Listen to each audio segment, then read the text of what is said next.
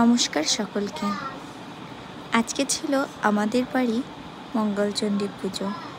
প্রতি বৈশাখ মাসে প্রথম মঙ্গলবার এবং শেষ মঙ্গলবার এই মঙ্গলচণ্ডী ঠাকুরের পুজো করা হয়। তো সে মতে আজকে যেহেতু বৈশাখ মাসের শেষ মঙ্গলবার, আজকেও পুজোর আয়োজন করা হয়েছে। আমি স্নান করে তাড়াতাড়ি ঠাকুরের জন্য আসন, ফল সব কিছু গুছিয়ে নিচ্ছিলাম। তারপর ঠাকুরমশাই এসে পুজো করছিল। এই তো ঠাকুরমশাই এসে গেছে, উনি পুজো করছে। পুজো শুরু হয়ে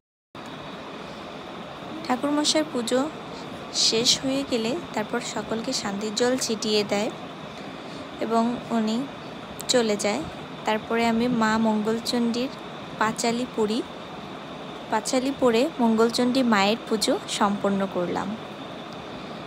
মা মঙ্গলচণ্ডীর পুজো সকলেই বেশিরভাগ করে থাকে বৈশাখ মাসে প্রথম শেষ মঙ্গলবার।